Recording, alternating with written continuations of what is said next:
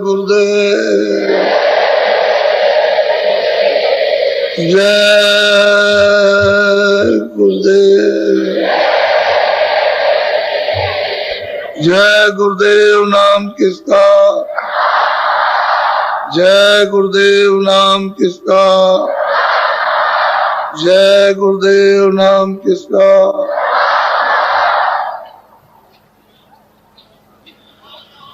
सतगुरु सतनाम तुमको लागो प्रणाम।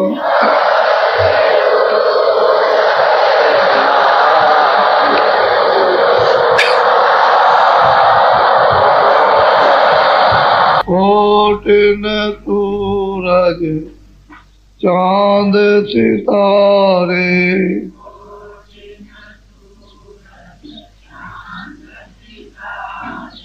रोम रोम में करे उजारे।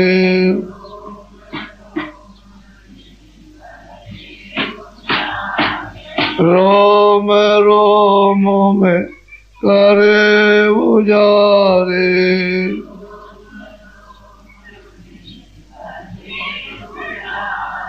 सतपुरुष करता तुमको लागो प्रणाम।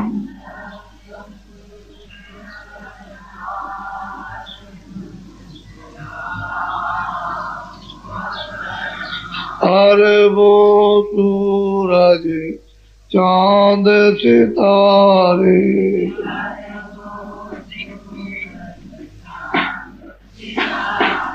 अरबों सूरज चांद सितारे।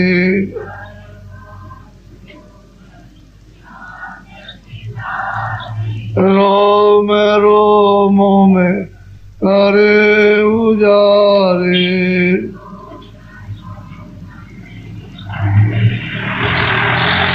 रोम रोम में करे उजारे।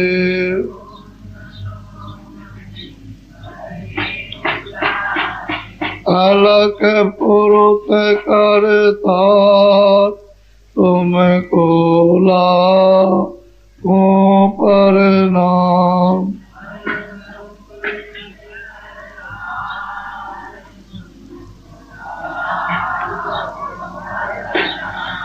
अरबों सूरज चांद सितारे,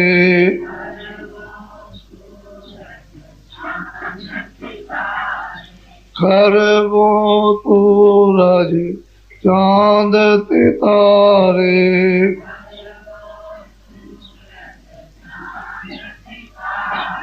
रोम रोम में करे उजारे।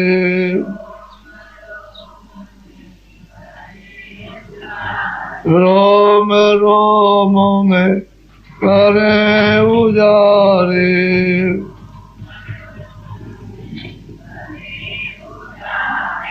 अगम पुरुष करता तुमको लागो प्रणाम।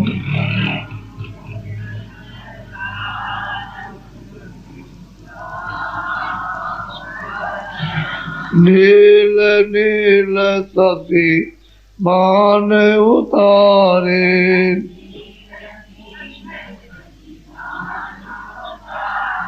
नील नील शशि मान उतारे।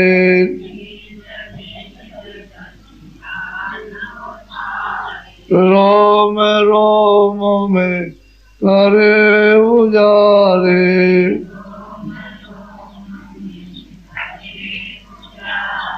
रोम रोम में करे उजारे।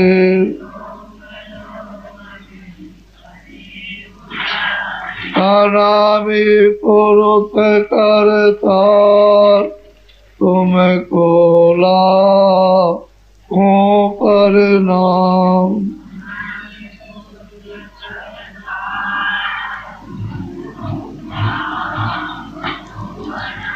आनावे पुरुष करतार तुम्हें कोला हो परिणाम।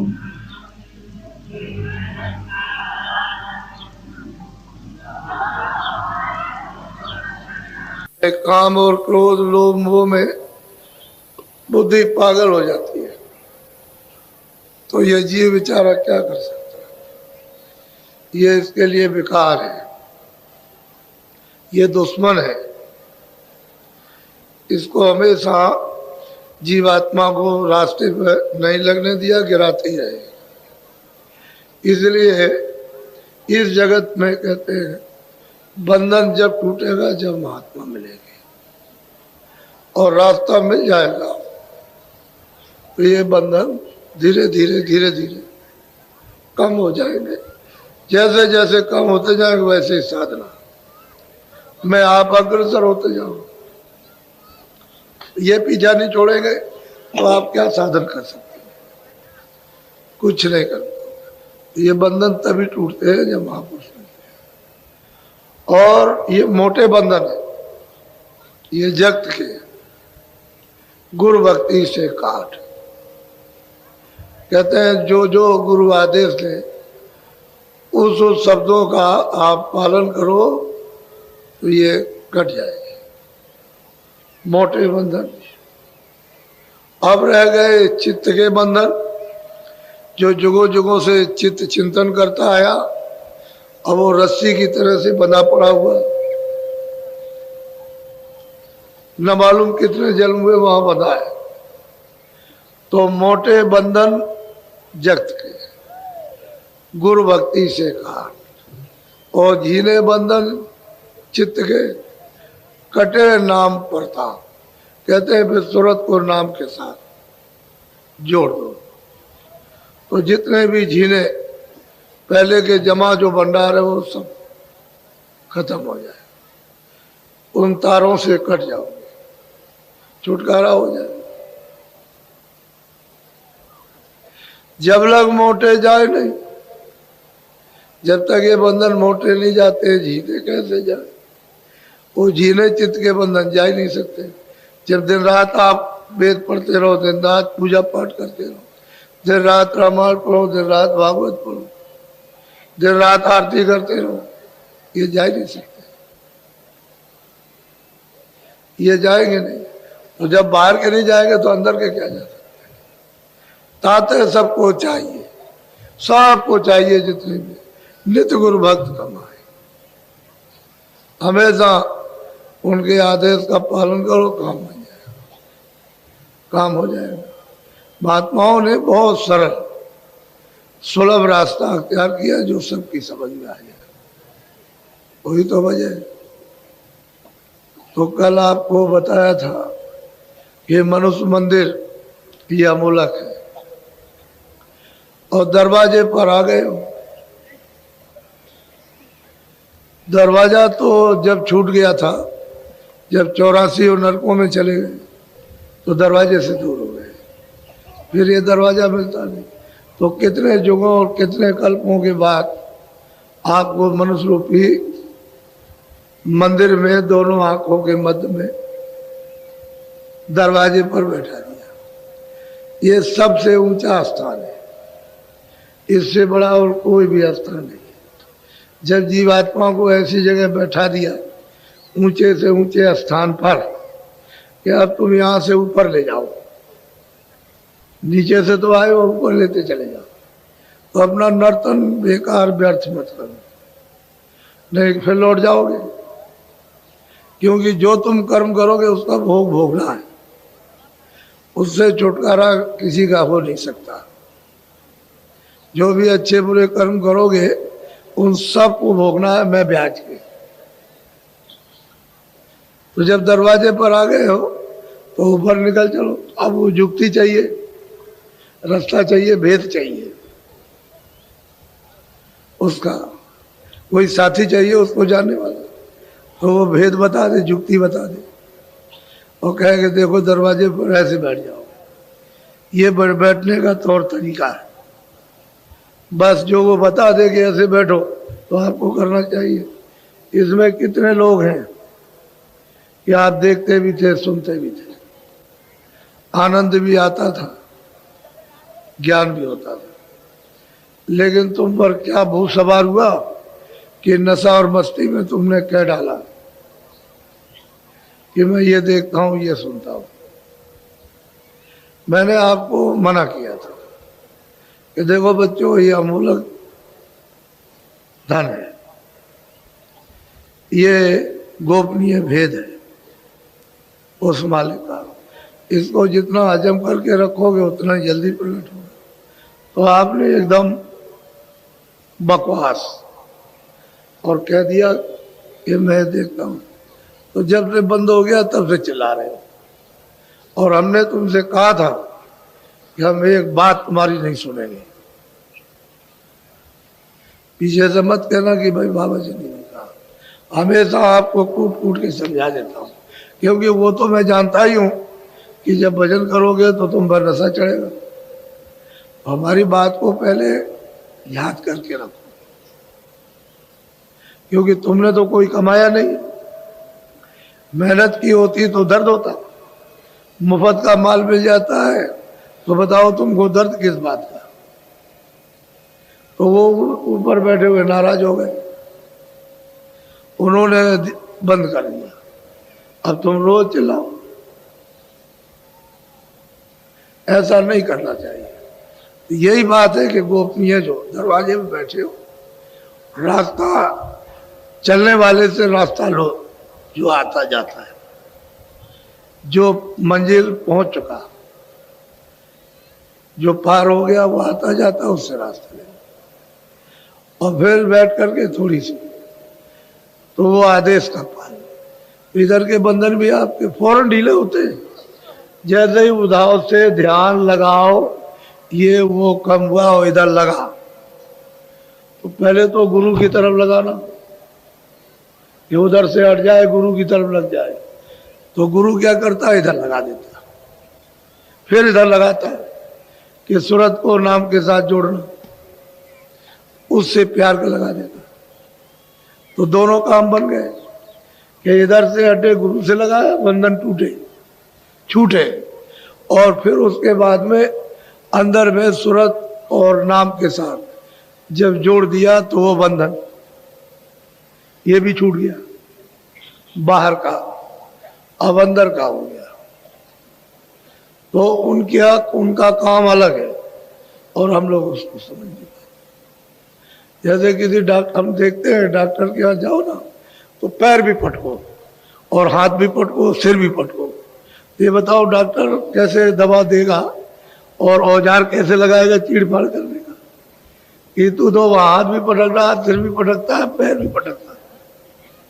तो मैं देखता हूं कि तुम चुपचाप नहीं बैठ सकते हो, कि तुमको कुछ देना चाहते हो तो पैर भी पटकते हो और हाथ भी पटकते हो और अब गिरते और कूदते भी हो। ये क्या है? ये इससे मालूम होता है कि बड़े कर्म खराब, इसलिए कूदा फौंदी हो रही है। अरे भाई कुछ चीज लो तो जरा सा धीरे से, आस्तिकी से लेना चाहिए। लेकिन ये देखते हैं आप खुद भी परेशान और हमको भी परेशान करते हो। इतना नहीं जानते हो कितनी मेहनत करते हैं और फिर भी। तो असली बात यह है कि लेना नहीं आता, जो कहते हैं उसको सुनते रहे तो वो छूट जाते हैं उसमें। वो महात्मा महापुरुष तो जब जब आते हैं देने के लिए आते हैं, वो कुछ नहीं रखना चाहते हो तो रहते हैं भाई निकल जाए किसी तरह से, ये यहाँ से तो अच्छा ही है। वो कब चाहते हैं कि तुम यहाँ रहो, लेकिन बस यही इसी जगह घेरे पड़े रहते हैं बंधे हुए। ऐसा नहीं है, यहाँ तुम्हारा कुछ नहीं। ये बात बिल्कुल देखने में आती है, यहाँ किसी का कुछ नहीं है। अभी लड़के का समय हो जाए तुरंत चलो उठा के लेगा गंगा जी में बहा दिया। किसका लड़का, किसका लड़का? किससे मोह करते थे, इससे करते थे। तो ये पड़ा है तो हम वो कर लो, उसको फेंकने क्यों जा रहे हो? पत्नी है उसका समय हो गया चलो निकलो, पति का समय हुआ उसका तुम्हारे सामने रोड घटना होती है, रोते चिल्लाते हो कुछ नहीं। ये कौन रो रहा? ममता रोए, ज्ञान नहीं रो रहा। ज्ञान में तो रोए नहीं जाता। अगर बुद्धि का भी विवेक हो जाए तो रोना होना कुछ नहीं, अज्ञान रो रहा, ममता रो रही है, इसलिए पीड़ा है आपका कुछ नहीं। अब यह है कि बताया उन्होंने कि भाई तुम देश में आए, तुम फंस गए हो कर्मों में, तो सहज सहज धीरे धीरे सने सने निकल आओ। वो तो ये नहीं चाहते। कोई आदमी कहे कि भगवान कंठी में मिलेगा, कोई जनेऊ मिल जाएगा, लंगोटी में मिलेगा, लाल कपड़ों में, इससे उससे क्या मतलब है? लाल कपड़े, गेरू कपड़े, लंगोटी, जनेऊ, इससे क्या? ये कुछ नहीं। इसमें कोई मुक्ति हो, कोई मालिक थोड़ी मिलता है। वो तो मालिक तो मिलता है वो निर्मलता से। तो जो भी निर्मल हो जाए, छोटा बड़ा कोई भी हो, किसी जात का हो, निर्मल हो जाए, वो मुझे पाले। वो सुपज भी थे, रैदास भी थे, मेरा भाई छत्राणी थी, वो सब ब्राह्मण थे, तो कोई जाट था, कोई मतलब यह है कि बनिया था, कोई कुछ था, तो उससे जात पात उससे क्या मतलब? आदमी होना चाहिए जो निर्मल हो जाए, वही मुझे प्राप्त कर सकता। यहाँ तुम जात पात में बंधे पड़े हो कि वो जात पात से मिलता है। जात पात से क्या? जात पात तो तुम्हारी व्यवस्था है, उसकी भौतिक चीज है कि इस व्यवस्था से रहना हो। जात पात नाम तो एक व्यवस्था है कि आपका नाम रख दिया तो आप पुकारे जाओगे, उसकी तरफ से तो कोई नाम नहीं। तो आप अपनी चीज को समझो, वो तो अलग है, लेकिन वो तो अलग है, उसको भी आप इसी में जोड़ देते हो, तभी तो तुम्हारे ऊपर संकट आ जाता। तो हमने कल बताया था कि देखो कैसे पहला स्थान कैसे प्राप्त किया। जब उन्होंने प्राप्त किया, पहली मंजिल पर पहुंचे तो ईश्वर का दर्शन, 3 लोक के मालिक का दर्शन। फिर दूसरी मंजिल तय की तो ब्रह्म का दर्शन हुआ, जहां की कारण वही से उत्पत्ति हुई है। अनाद वेद की उत्पत्ति शब्द स्पर्श रूप रसगंध वही से, वही कारण बीज है। तो बीज अगर मतलब यह है कि नाश कर दिया जाए तो जीव छुटकारा पा गया। जब तक बीज नाश नहीं होता तब तक किसी मंडल में भी सूरत पहुंच जाएगी तो उसको फिर वापस आना है। ईश्वर के लोक में पूजा, ईश्वर का साक्षात्कार करे, वहां रहे, उसको भी वापस आना। फिर ब्रह्मलोक में पहुंचे, लोक में रहे, वहां ब्रह्म का दर्शन करे और उसके बाद में उसको भी लौट के आना। लेकिन जब शब्द स्पर्श रूप रसगंध इसके बोझ से परे हो जाएगी, शब्द रूप हो जाएगी, फिर कुछ नहीं, शब्द में प्रकाश है, शब्द रूप हो जाती है। फिर ये दूसरों को खुराक देने लगती है। पहले दूसरों से लेती, जब शब्द स्पर्श रूप है तो दूसरों से खुराक लेती है, अब ये दूसरों को भोजन देने लगी तो शब्द रूप तो फिर गुणातीत हो जाती है, फिर वो बंधन में नहीं आ सकती। तो ये भेद कोई जानता नहीं, अंदर जाकर के मालूम होता, पता चलता है। जब उस मंडलों में जाओ तो मालूम होता है कि ये है क्या। उधर से पता चलता है ये सब छाया, सब छाया।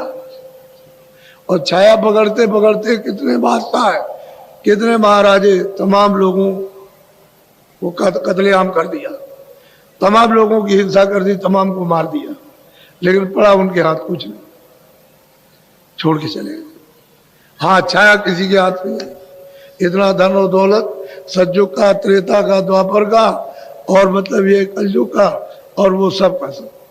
और किसके लिए? धन दौलत के लिए कत्लेआम किया, हाथ कुछ नहीं लगा। ऐसे ही यहाँ हाथ कुछ लगने वाला नहीं, क्यों? छाया किसके हाथ आती? वो तो ठगनी है। अभी यहाँ बैठ गई ऐसा और उधर से इकट्ठी होने लगी, इधर से। अब देखा कि आपको घमंड और अहंकार आ गया तो यहाँ से उस गरीब के पास बैठ गई, तो वहां जाने लगा, ये रोने लगा कि जा रही है, जा रही। पहले तो जब नहीं था रो रहा था, और जब आ गई तो घमंड अहंकार में अब जा रही, तो अब रोने लगा, वो हंसने लगा। पहले रो रहा था और फिर हंसने लगा। अब उसके बाद जब उसको भी गरुड़ गुमान और घमंड आया तो वहां से उसके पास बैठ गई। ये किसी की नहीं है, छाया किसी की नहीं होती बच्चा। और वैसे उसके लिए विलाप कर रहे हैं। अरे भाई असली काम करो। मनुष्य मंदिर में आए, उन्होंने कहा भाई महात्मा को पढ़ो, उससे प्रेम करो, तुम्हारा बंधन ढीला हो जाएगा। वो युक्ति बता देगा, तुम अंदर चल पड़ो, उससे मदद ले लो, घर की तरफ चलो और अपने घर में पहुंचो। यहाँ कहाँ तुम्हारा घर है, सब परदेश है। तो आप 2 मंजिलें आपने सुनी, एक ईश्वर की, ब्रह्म की, और अगर दर्शन नहीं किए होते तो बताते क्या? दर्शन किए तभी तो बताया। अब तीसरी मंजिल है पार ब्रह्म की। ये 2 ईश्वर ब्रह्म की 2 मंजिल प्राप्त कर ली। अब पार ब्रह्म की मंजिल है, उसको भी जरा सुन लीजिए, ताकि आपको पता तो चल जाए कि भाई इतनी मंजिलें मुझे पार करके जाना है। तो किसी का कोई विरोध थोड़ी है। अरे भाई उसके पास जाओगे, उसका दर्शन होगा, भाई आप उसके अनुकूल चलो तो क्यों बाधा पहुंचाए? जब आप उसके नियम के अनुकूल चलोगे, जो विधान बनाया, तो फिर वो बाधा क्यों डालेंगे? बाधा तो तब डाली जाती है जब आपने उसका उल्लंघन किया। आप उसके अनुकूल नहीं है, कोई बाधा नहीं। भाई कानून तो इसलिए बनता है कि आप कोई खराब काम मत करो, अच्छा करो। तो कानून किस बात का, कोर्ट कचहरी किस बात की? जब सब अच्छा काम करने लगे, कोर्ट कचहरी उठ जाएगी कि कोई बुरा करने वाला है ही नहीं, तो यहां बैठ के क्या करेंगे? ऐसा समय कौन बिताएगा? इसलिए उसके नियम के अनुसार चलो, तो कोई बाधा नहीं किसी तरह की। तो इन लोगों ने कोई अब नियम के अनुसार चले, कोई बाधा नहीं, अब चलते गए, उनका भी दर्शन, उनका भी दर्शन। अब आप तीसरी मंजिल की बात सुन लीजिए, बोलो। अब चली तीसर पर्दा खोले, सोन मंडल का सुन लिया। अब ये जब ब्रह्म स्थान पर जब वो पहुंची, वहां साक्षात्कार हो गया। अब ये कर्म बीज है, जहां से उत्पत्ति हुई है बीज की, वहां जाकर के पहुंच गई। और उधर से आवाज आई है तीसरी मंजिल से, ये तो त्रिकुटी स्थान है ब्रह्म का, और वो स्थान है मतलब पार ब्रह्म का 10वां द्वार, उसको सुंड भी कहते हैं, सुंड मंडल। वैसे 10वां द्वार है, उसमें पार ब्रह्म विराजमान। तो कहते हैं उनका बोल, उनकी आवाज आने लगी। तो कहते हैं 2 पर्दे पार करके तीसरे पर्दे की तरफ चली, क्योंकि उधर से बड़ी कशिश आवाज किंगरी सारंगी की बजती हुई, इतनी अद्भुत, ये सुरतें उस आवाज को सुन करके नाचने लगती है और नाचती है। तो अब यहां पर जैसे ही आवाज सुनी, तैसे ये बीज जला, नाश हो जाएगा। ऐसे ही जैसे ही आवाज को सुना और पकड़ा और चली उधर से, बस बीज खत्म। नीचे जितने भी गगन, जितने भी मंडल, ये सब छोड़े। इनके मंडल, इनका राज अलग है, ब्रह्म का राज अलग है, ईश्वर का राज अलग। जहां ब्रह्मा विष्णु महादेव रहते हैं, उनका राज अलग, और यहाँ अलग अलग राजाओं का खंड राज, इतना तुम्हारा, इतना तुम्हारा, इतना तुम्हारा, ऐसे मतलब। तो ये सब छोड़ दिया। अब उधर चली उधर, बोलो। 10वां द्वार तेज प्रकाश, छोड़े नीचे गगन आकाश। अब जो देख रही है सूरत कहती है भाई वो 10वां द्वार है, तेज प्रकाश, बहुत तेज है, लेकिन बहुत शीतल। प्रकाश बहुत तेज है, बहुत शीतल है, ठंडा। वहां गर्म नहीं, गर्म तो कोई नहीं है, लेकिन बहुत शीतल, बहुत तेज, इन दोनों से बहुत तेज। और जो उनका शरीर है वो तो एक से, ये कोई इतना शरीर थोड़ी है कि ऐसा है, ये तो इतना संसार नहीं, इतना तो ईश्वर का शरीर है ये जिस्म, उससे लाखों हिस्सा बड़ा तो ब्रह्म का जिस्म है, और उनका पार ब्रह्म का बहुत बड़ा शरीर है। तो ये शरीर नहीं है जिसमें मलबूत्र होता है, वहां मलबूत्र का कोई नाम निशान नहीं। जब ये हाड़ बात का ही नहीं है तो किसी तरफ से भी देखिए बस रोशनी रोशनी, प्रकाश ही प्रकाश, नूर ही नूर बरसता है।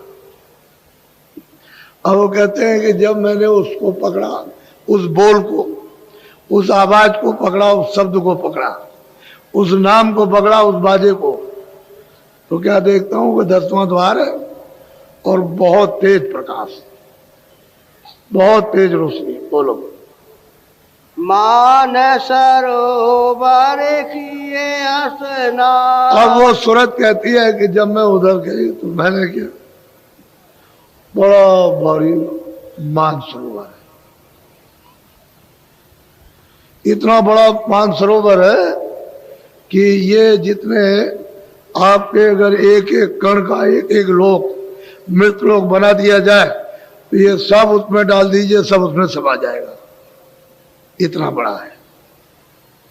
कहते हैं कि हमने उस मानसरोवर में स्नान किया। अब तालाब नहीं होगा, वो तालाब कहा ही जाता है, उसके इर्द गिर्द इस तरह के महल बने हुए ऐसे ही मालूम होता है कि तालाब कैसा, यानी इशारों में यही आता है, दूसरा कोई इशारा उस तरह का कर नहीं सकते। तो तालाब का सबने इशारा किया, सब कहते हैं वो तालाब है, मानसरोवर। कहते हो मानसरोवर क्यों कहा? मोती चुंगे जाते हैं, पानी नहीं है। और क्यों मोती चुने जाते हैं? हंस रहते हैं, ये पंछी वाले हंस नहीं जिनका आपने नाम सुना होगा, वो सुरते, रुए, वो वारत और मोती चुनती।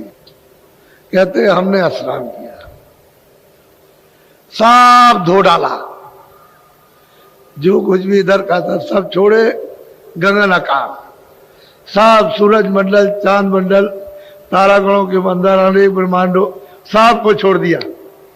और तब उधर चली वो सूरत तीसरे स्थान की तरफ। स्थान का नाम है 10वां द्वार, और कहते हैं कि बहुत तेज प्रकाश है। रास्ते में ये पड़े।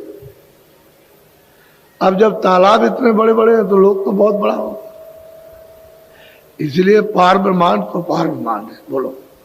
हंस मंडली जाई समा। कहते हैं वहां हंस मंडलिया, झुंड के झुंड, एक क्षण के अंदर, यानी करोड़ों मील ऊंचा महल बना दे, ये ऐसे में बन जाता है। यानी करोड़ों मील ऊंचा महल, और कितना लंबा चौड़ा, कहते हैं इतने झटके में बन जाता। बस ऐसे दृश्य उन हंस मंडलियों के नित्य प्रति क्षण क्षण होते रहते हैं। ऐसा मतलब यह कि वहां रचना उसकी इस तरह की है। अब वो लिखने में, इशारे करने में आ सकता है, कैसे खड़े होकर के। अब वहां कोई अंधेरा तो है नहीं है कि भाई वो अंधेरा होगा, कोई दीवार लग गई होगी, वो कुछ नहीं। अब वो कहते हैं कि भाई वो हंस मंडल, झुंड के झुंड, बेशुमार, और उनमें प्रकाश ईश्वर से बहुत ज्यादा। जो सैदल कमल में ईश्वर विराजमान, खुदा गाढ़ विराजमान है, इससे बहुत ज्यादा उन हंसों का एक एक का यानी प्रकाश है। इनका प्रकाश तो कुछ नहीं, जो उनका प्रकाश। कहते हैं जूत के जूत, झुंड के झुंड, अनगिनती, ऐसे कि जगह जगह ये देखने को उस तालाब के इर्द गिर्द में मिलते हैं। बोलो। सोना शिखर चढ़ी सूरति घूम के गारी सारंगी डाली। कहते हैं कि उधर में जब सूरत गई तो वहां बाजा सुन रही है, किंगरी सारंगी, बड़ी धूम मची, अद्भुत बाजा है, बड़ा धूमधाम का बाजा बजता है। घुमड़ घुमड़ कर भाई भाई अब ये उसको सुन रही है और जिसमें से आवाज निकल रही है उसका दर्शन कर रही है। नाम और नामी बस यही है कि वो नामी है जिसमें से आवाज आ रही है और जो सुन रहा है वहां तक वो नाम है। अब नाम को पकड़ के नामी के पास पहुंच सकते हैं। अब ये इधर से दूसरी मंजिल से अगर आवाज को वहां से नहीं सुनती तो पकड़ करके उधर कैसे जाती? वो तो सुनी उसकी कशिश है, फौरन आवाज खींच ले गई और जा करके उसने स्नान कराया। फिर धूम मची है। किस तरह का नाच होता है यहाँ नाच कुछ नहीं। ये जो आप देखते हो थिएटरों में जाकर के इसी में मोहित पड़े हो। कितना भी रोका जाए बच्चों को भाई मत जाओ, कोई अच्छा नहीं है, कुछ नहीं है, चोरी से चले गए, हम तो मित्रों से मिलने गए थे, चोरी से चले। जब यहीं फंस गए हो तो वहां तो मतलब है कि बगैर सनीमे के सनीमे हर क्षण, वहां कभी कोई सोता ही नहीं है क्योंकि वहां तो नींद है नहीं, रात्रि है नहीं, ना वहां यहाँ दिन है, न सोने वाला ये शरीर है, न ये बाहर की चरम आंखें। वहां तो कभी कोई सोता ही नहीं सदैव, क्योंकि वहां तमोगुण ये आलस सुस्ती जाहली कायली ये तो शरीर में, वो तो वहां कुछ है नहीं, वो तो सूरत है। बोलो सोने सोने सूरती हो गई सार, पहुंची जाए त्रिवेणी। अब वो कहते हैं कि सुन सुन करके स्नान किया मानसरोवर में।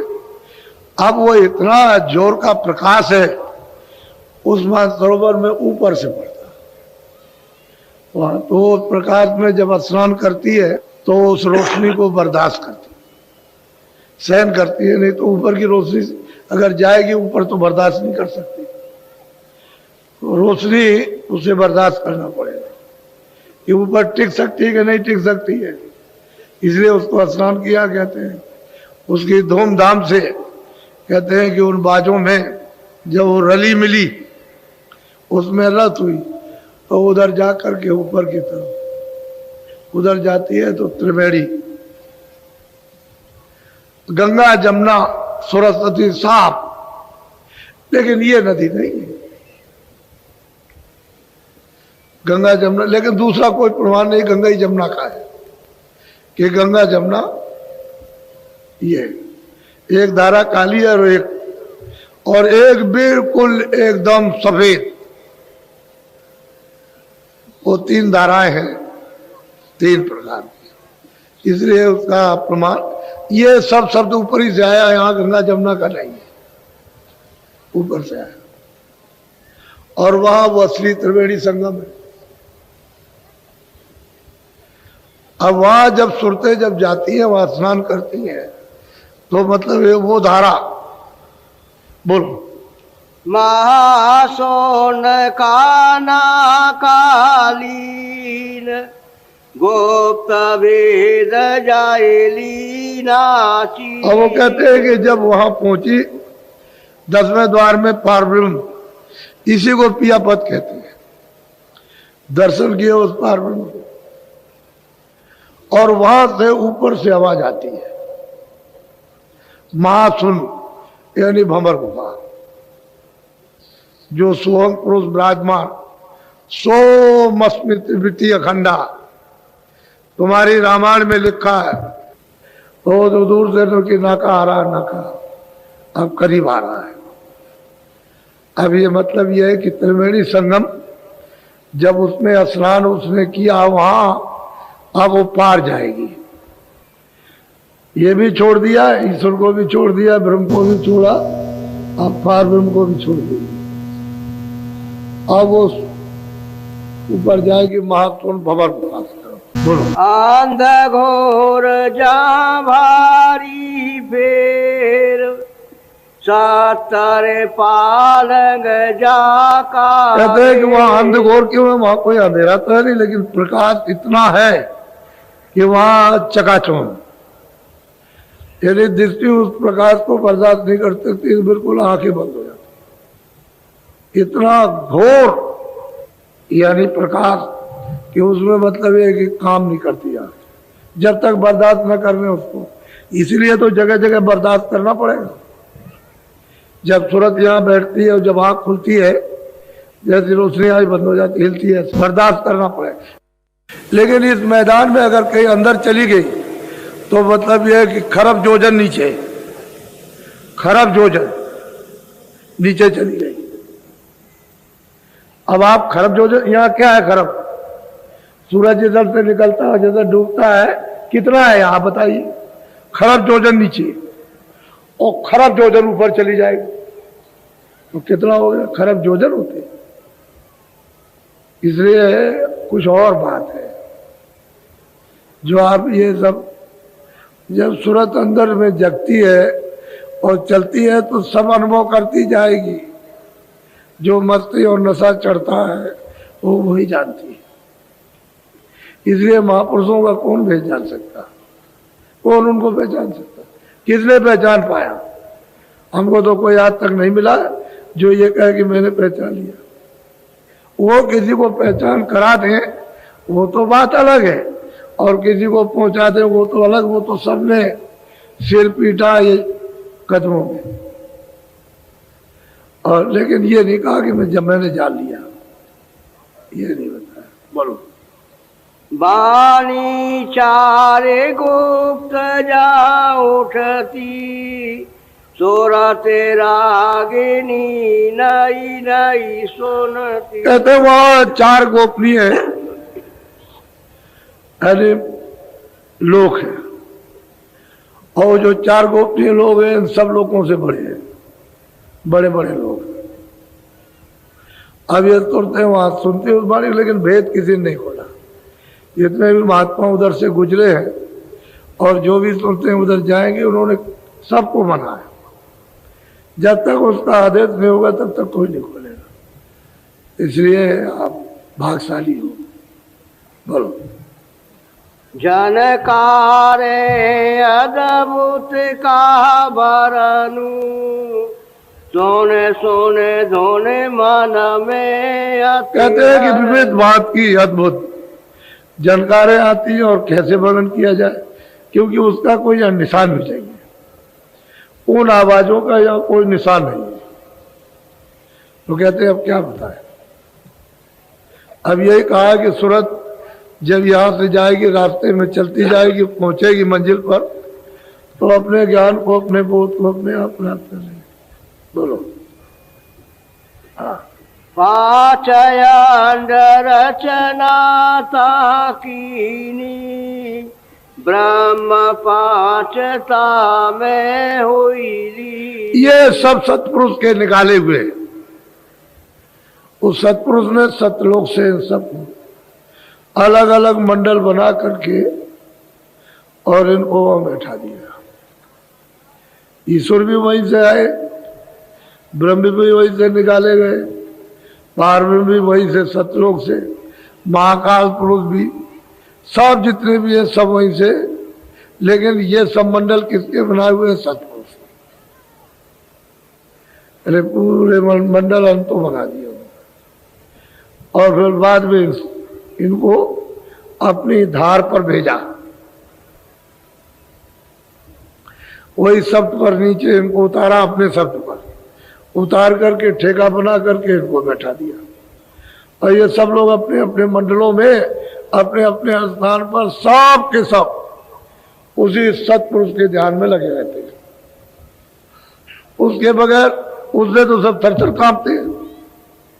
इतना डर आपको नहीं जितना इन सबको डर है उस सतपुरुष का। बोलो। आंडन शोभा बरनु कैसी, सब जैसे कोई पी। कहते हैं कि जो वहां की रचना है, जो शोभा है, जो सुंदरता है, खूबसूरती है, वो यहाँ कोई चीज मिलती नहीं है। इसलिए उसका वर्णन भी नहीं हो सकता।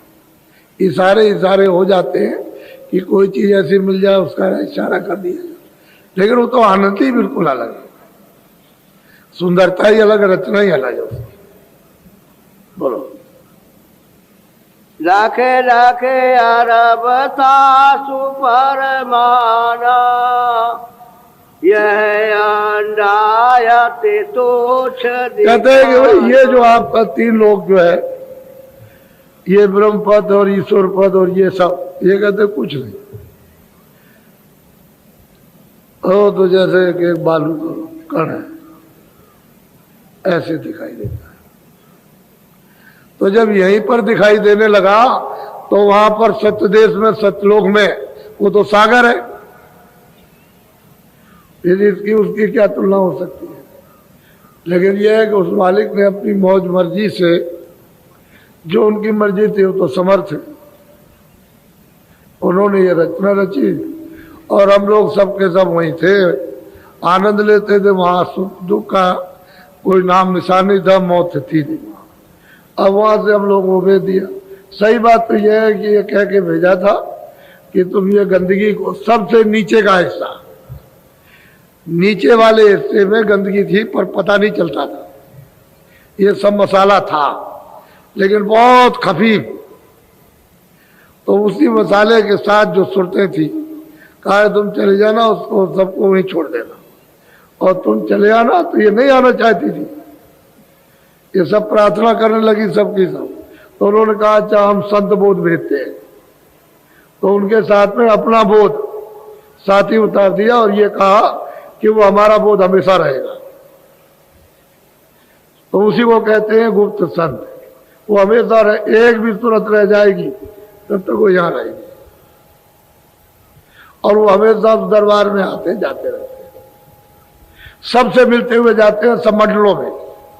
उनके सामने कोई मंडल छुपते नहीं, कोई लोग छुपते नहीं, सब में जाकर, और सच्चे यानी दरबार में सब हाजिरी देते हैं और वहां सब सूचना देते हैं। और वो यहाँ जब तक रहेंगे आप तब तक वो रहेंगे यहाँ, उनको यहाँ कोई नहीं पहचान सकता। इस तरह से तब सूरतें आई थी यहाँ, नहीं आने नहीं चाहती थी, तब उन्होंने मना करके भेजा। फिर भी है कि कितनी खेप निकल गई, अनगिनती खेपें चली गई जिसकी कोई गिनती नहीं है। लेकिन लाख लाख बरस पूरा होने पर, लाख बरस का शरीर मिला, यहाँ रहे सब ज्ञानी थे, सब विज्ञानी थे, कोई पाप पुण्य के कोई झगड़ा मगड़ा नहीं था। और जैसे पूरा समय हुआ बात, बहुत समय के बाद तब ये नियम बना है, और जब से ये नहीं बना तभी से हम बांध लिए गए, तभी से हमारे साथ में जंजीर यानी हथकड़ी बांधी गई कि अब तुम कर्जा चुकाए जाओ, और मतलब ये है कि अब घर चले जाओ। तभी तो धर्मराज तलाशी लेता कि इधर कौन जा रहा, तो उसकी आवाज इतनी है कि कितने बड़े बड़ों की फूंक निकल जाती। कह ले क्या है तुम्हारे पास में, कह लगे देख लीजिए आप, क्या जा रहा दो, तो टिकट दिखा देते हैं महापुरुषों का कि ये है। कह ला अच्छा अच्छा अच्छा, फिर नहीं रोकेंगे, कह देंगे अच्छा जाओ। और अगर आपके पास टिकट नहीं है तो फिर कहते हैं कि सबका झारा ले, तो सबका झारा लेता, उलट नर्क में थे। फिर फौरन मतलब इन पर वापस जाओ, सीधे निकल आए। उसके बाद में कर्मों का जखीरा और फौरन वापस करता, जाने नहीं देगा। ऐसा चौकी पहरा उसका लगा हुआ है जब से ये नियम बना तब से। अब यह है कि इसी कलयुग में अब कितनी सूरतें निकल गई, कितनी निकल रही। ऐसा नहीं कि रास्ता महापुरुषों ने खोल दिया और सुलभ कर दिया सबके लिए, स्त्री पुरुषों के लिए, सबको भजन करना, स्त्रियों को भी उतने भजन करना, उतने पुरुषों को करना, सबको अधिकार दे दिया कि अब सहज भजन आसान, सहज है, सीधा है, आसान है, ऊंचा, और सब और नाम का सभी कर सकते हैं और इसी से पार हो सकते हैं, दूसरा हो कुछ। बोलो। या मैं ब्रह्म व्यापक जोई, ताकि गाते कहो कीर्तनी होई। कहते हैं भाई उनके सामने ये क्या कुछ नहीं। ये तीसरी मंजिल, और उन्होंने कहा देखो ऐसे प्राप्त की जाती है, पाई जाती है। आगे की चलिए, बोलो। ताका ज्ञान पाई यह ज्ञानी, फूले मन में होए। कहने का मतलब यह है कि अगर यहाँ भी पहुंच जाओ कि भाई ईश्वर का साक्षात करो तब भी ठीक है, लेकिन किताबें पढ़ करके बस कहते हैं ज्ञान में भूल गए। किताबें पढ़ ली, इतना घमंड, चकना चूर, इतना घमंड, इतना। अरे भाई कुछ तुम बैठ के कुछ कर सकते हो, कुछ किया है? कुछ नहीं। बात मतलब ये विद्या का हमको इतना घमंड, इतना गरूर आ गया कि दूसरे की सही बात को सुनते हो। कहा जाए कि अच्छा भाई थोड़ा सा बैठ करके तुम थोड़ा रोको तो 2 मिनट भी नहीं बैठ सकते,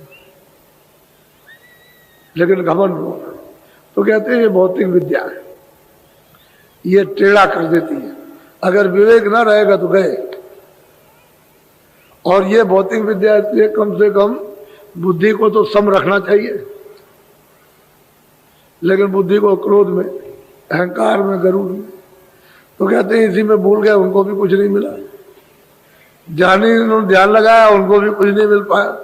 किसी ने कुछ किया, किसी ने किया, ये सब मतलब ये है कि भूल गए। क्यों? कि रास्ता तो मिला नहीं और अटक गए। कोई किसी में, कोई किसी में, कोई किसी में।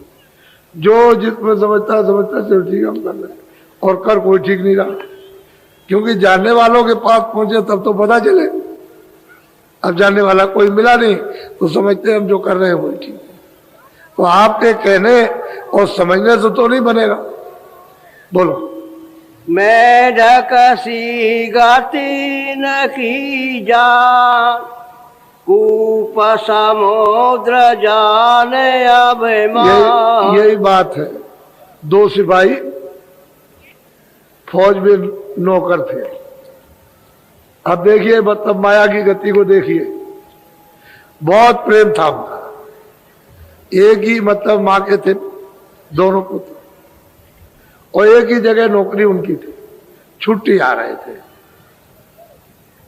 छुट्टी आ रहे थे तो मतलब ये एक राजा एक जंगल में शिकार खेल रहा था। ये उधर से चले आ रहे थे और राजा वो शिकार खेल रहा था। तो उसने देखा कि ये हिरन भागा चला जा रहा और रास्ते से ऐसे गुजरा तो देखा कि एक औरत इधर कैसे जा रही, तेज अच्छे कपड़े पहन कर, बड़ी तेज रफ्तार से। तो आगे तेज रफ्तार से चली जा रही झूमती हुई। आगे गई तो एक कुआं था, उस पर बैठ गई। तब तक ये पीछे से सिपाही आए। सिपाही ने देखा कि वो औरत एक अकेले बैठी है, एक देवी, तो चलो एक कुआं है, चलो देखे जरा सब पानी आनी पी लिया जाए। तो दोनों भाई वहां चले गए, वो चुपचाप बैठी है। तो बड़े भाई ने कुछ बातचीत की, उससे कुछ बातचीत करती रही। तब तक बड़ा भाई बोला कि देखो मैं गांव में जा रहा हूं, कुछ मिठाई ले आओ, तो हम लोग भी खाएंगे, ये भी खा लेंगे। सही बात यह थी कि उसकी नीयत खराब हो गई और बहुत सुंदर थी। तो वो चला गया मिठाई लेने। तब तक उससे बोली कि देखो तुम मुझसे बात करो। कह लगे नहीं हमारे बड़े भाई थे, आपने बात कर ली है, अब मैं आपसे कुछ बात कह लगे। क्या कहा? क्या बात कर ली? हमसे बात करो।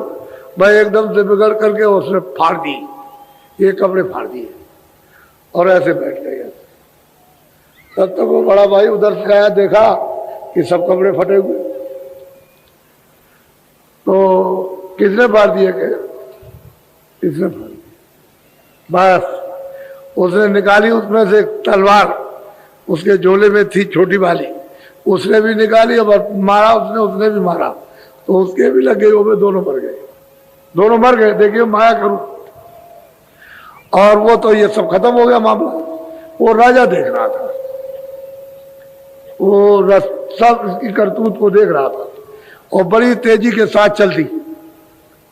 तो नदी का किनारा आया, वहां नाव लगी थी, मल्ला आवाज दे रहा था कि बाहर जाने वाली कोई हो तो आ जाओ। उस पर लोग बैठ गए। तब तक फौरन भेष बदला और सापिर बन गई।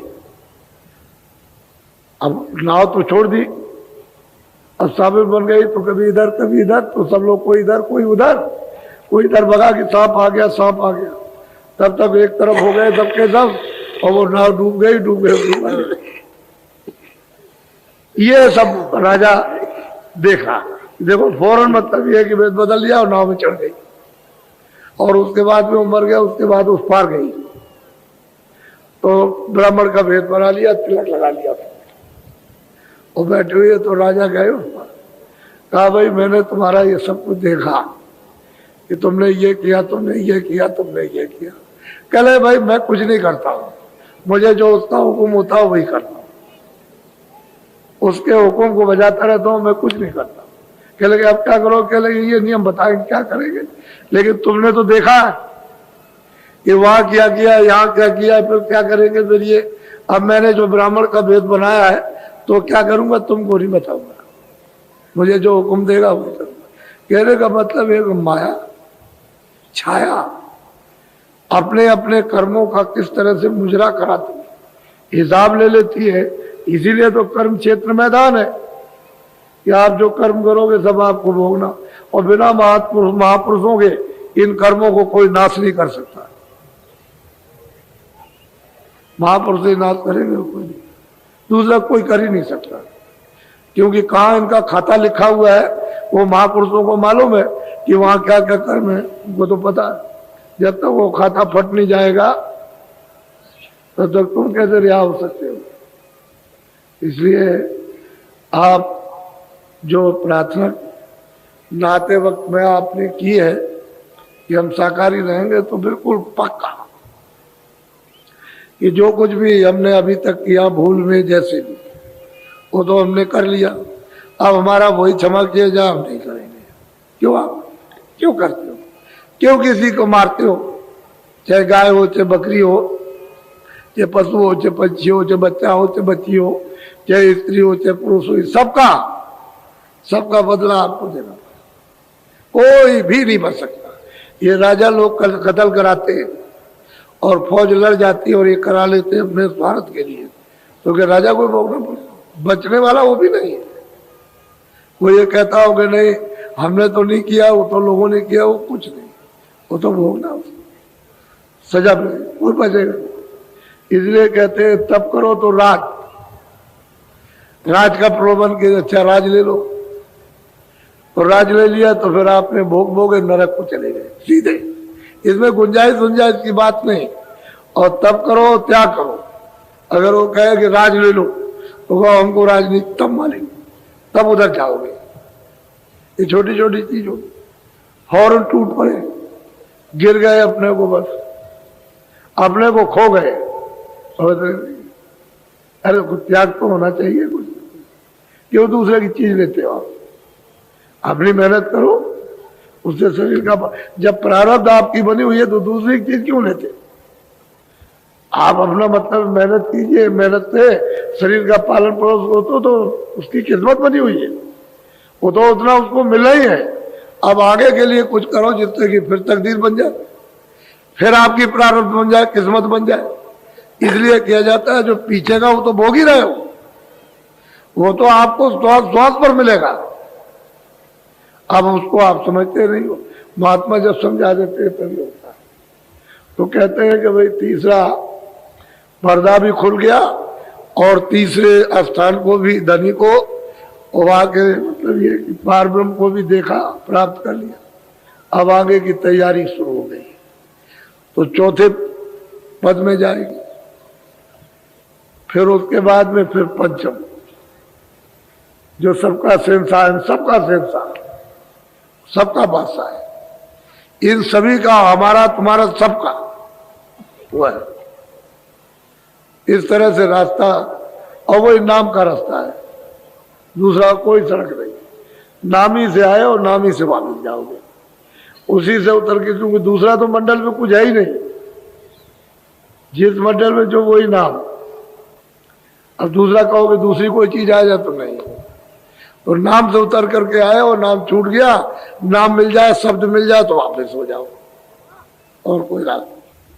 ये मनुष्य तन दुर्लभ से मिला। कितनी पूर्व में तपस्याएं की आपने, कितने दान पुण्य, कितने अच्छे नहीं का, तब आपको मिल गया। और अब इसलिए जीवात्मा को अब की बात आप जगह, ये सौभाग्य है सबका। आओ भाग, फिर ये मौका मिलेगा नहीं। आज शाम को नामदान होगा। जो जिज्ञासु हैं, जो बाहर से आए, उनको तो मिलेगा ही। हम तो इसी काम के लिए आए, और हमारे काम हमारा क्या, हमको तो ये जगाना। हम तो चाहते हैं कि दरवाजे पे बैठ करके चलो जल्दी से इधर बैठो और निकलो, क्योंकि जीवात्मा यहाँ फंसी पड़ी है। यहाँ उस पर ये सब कूड़ा कचरा अंदर लदा हुआ, तो थोड़ी सी निमित्त मात्र जरा सी ये मेहनत करो कि इधर से मुंह मोड़ो। ये मन है, बुद्धि है, चित्त है, और इधर मतलब ये यहाँ को लगा के अंदर के कान, अंदर की आंख, अंदर की नाक से काम लो, सुनने का, देखने का, सूंघने का। तो तुम्हारी आंख भी खुल जाए, कान भी खुल जाए, नाक भी खुल जाए। आंख तुम्हारी उससे काम नहीं लेते हो, कानों से काम नहीं लेते हो, इसलिए वो खराब पड़ी हुई। फिर उस पर खराब होने के एवज में गंदगी लाद ली। अब वो महात्मा जानते हैं गंदगी कहाँ लदी, और तुम साफ नहीं अपने को कर सकते हो। तो कहते हैं जब ऐसे करो ये सुलभ हो जाएगा। तो धीरे से लगाते हो, फिर सुनाई करते हैं, सामने देख, सामने सुन, उधर ऊपर की तरफ। तो धीरे धीरे करत करत अभ्यास के जड़मत और सुजात। गोस्वामी जी महाराज भी तो ऐसे ही थे कि जब उनको रास्ता मिल गया तो घर में किसी को बताते नहीं थे माँ बाप को क्या कर रहे हैं, बैठ करके कमरे में। ये तो चर्चा वहां रहती थी कि लड़का अंदर बैठ करके क्या कमरा बंद किए हुए, बहुत देर हो गई, तो कोई सोते थोड़ी थे, वो बैठ करके मतलब कर रहे थे। लेकिन जानकारी तो किसी न किसी तरह से हो जाती है, चाहे जान में हो चाहे अनजान में। अब अनजाने में थी कि कमरा बंद कर करके पता नहीं अंदर क्या घुस जाता है, क्या करता है। जब उनकी इच्छा हो तभी अंदर घुस जाए। कमरा को बंद करने से किसी को बाहर से आवाज दे, यार भाई खाना बन गया, रोटी खा लो, तो नहीं खा। ऐसे ही मतलब ये सभी ने ऐसे किया, किसी को क्या मान क्या जब तो असल में निमित्त मात्र। तो ये अवसर आपको मिला और अमोलक चीज मिल रही है, तो कोई देगा नहीं। इस तरह से जैसे आपको बांटी जा रही है, कोई देने वाला नहीं। यह अमोलक चीज है। और मतलब यह कि आपको कहा जा रहा है ले लो ले लो, तो ये तो मैं जानता ही हूं कि आपको लेना आता नहीं है, और दे दी जाती है तो रख नहीं सकते हो, क्योंकि रख नहीं जाता। वो तो वही बात है कि धीरे धीरे सने सने ही सब काम हो जाता है। अब ये दृश्य आप सब देख रहे हो। आपको क्या मालूम कि मैं रात को किधर गया था, लेकिन किसी को पता नहीं, किसी को मालूम नहीं, किसी को भी पता नहीं है, कोई नहीं जान सकता एक आदमी के सिवाय। एक ही आदमी जानता है, और कहाँ कहाँ घूम आया लेकिन आपको नहीं मालूम। लेकिन नहीं, आप लोग लग जाइए। क्या है आपने सेवा काम, ये इस तरह से कर्जा हमारे सामने, आप इसी सेवा से झाड़ू लगाकर ये गंदगी को उठा करके इसको साफ कीजिए। और महात्माओं ने ऐसा किया है, तब महात्मा बने, तब उनको प्राप्त हुआ। वो इसको कुछ नहीं समझते, इसको इसलिए कूड़ा कचरा, इसको ऐसा मत समझो ये सब कर्जा है जिसका मलबूत उठा करके फेंक दोगे। अरे इतने ही में तुम्हारा इस प्रयागराज त्रिवेणी संवर्धन लेन देन कर्जा खत्म हो जाएगा।